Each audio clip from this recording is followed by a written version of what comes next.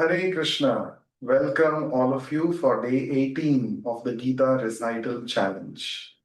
Let us begin with prayers.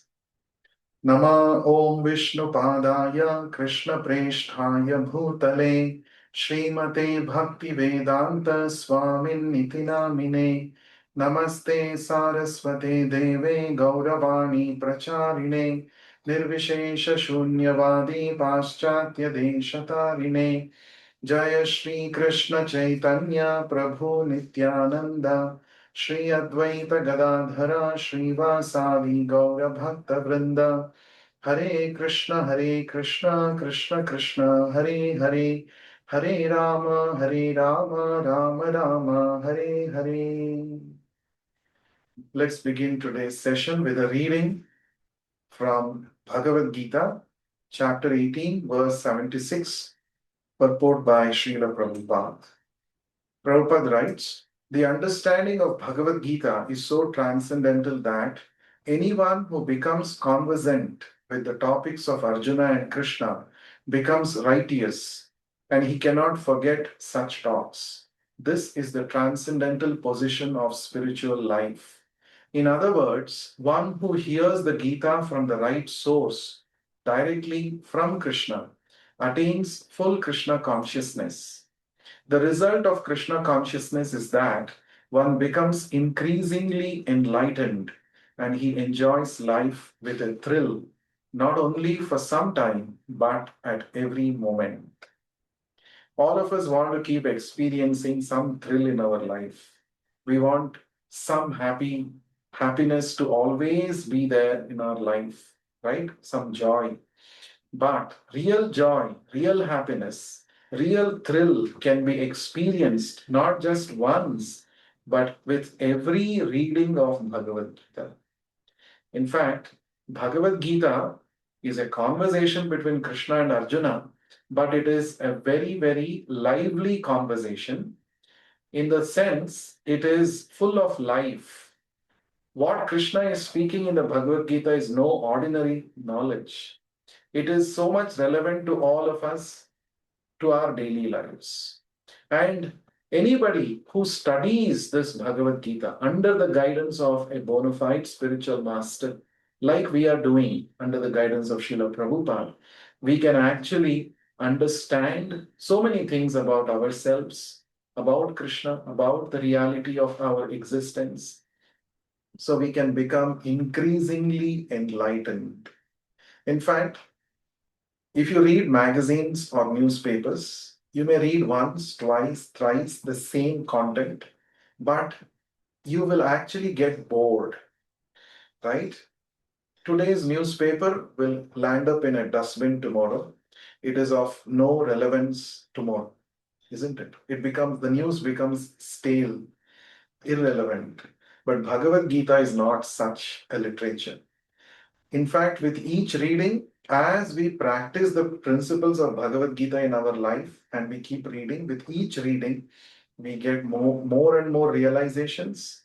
Krishna reveals through the same shlokas more and more knowledge, and thus we can become increasingly enlightened.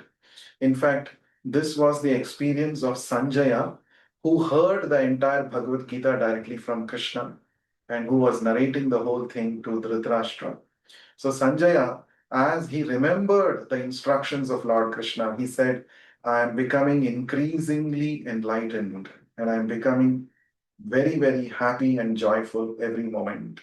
So if you want to have a joyful life filled with enlightenment, thrill every day, then please take out some time and read this sacred conversation between Krishna and Arjuna, that is Bhagavad Gita as it is.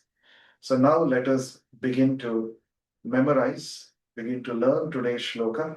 Today we are going to discuss a very beautiful verse in the seventh chapter of the Bhagavad Gita, shloka number 7, where Lord Krishna is declaring that he is the supreme truth. Lord Krishna says, Mattah parataram nanyat kinchidasti dhananjaya mai sarvamidam protam sutre manigana iva.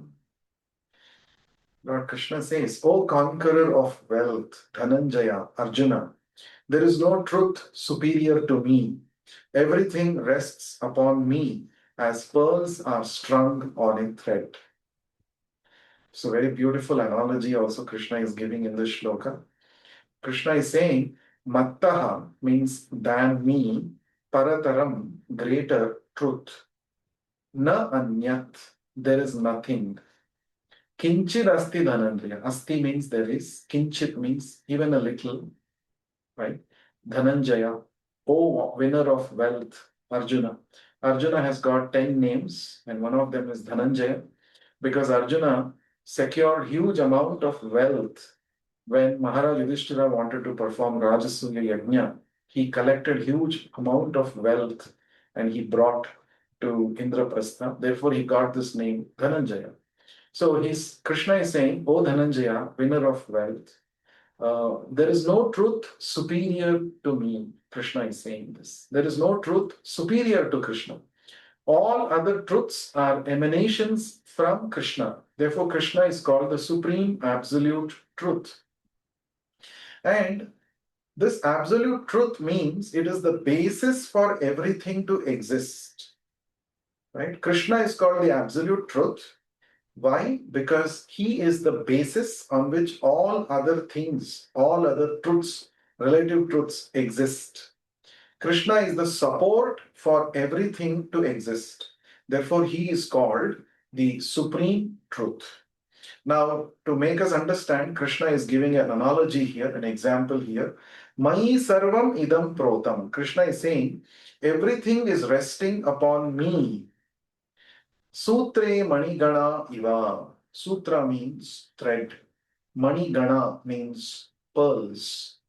So if you see a necklace, if somebody is wearing a necklace, you only see the pearls in that necklace or in that chain, isn't it? You actually don't see the thread. But do you think all those pearls can be there in that position in the necklace without the thread being present? No, it is not at all possible. So, thread is definitely present, and thread is the one which is supporting and holding all the pearls in their place. But yet, we cannot see the thread. Just because we cannot see the thread, if we say that this necklace, there is no thread in this necklace, then it will be foolishness, right? In the same way, Krishna is the support, he is the basis on which everything is sustained in this existence, both the material and the spiritual existences. Therefore, Krishna is the invisible thread on which all the pearls of different realities are taking rest or they are resting. So that is what Krishna is trying to convey in this shloka. So Krishna is the supreme absolute truth, and we need to realize this in our lives. That supreme absolute truth is a person, he is a loving person, and he comes every now and then to this material world in various avatars, as we have seen in the fourth chapter, to protect his devotees.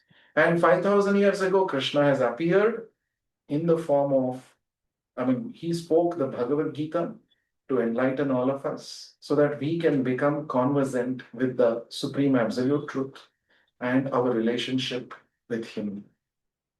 So that supreme absolute truth, who is a loving person, can be easily approached by the process of devotional service, by the process of chanting Hare Krishna Mahamantra.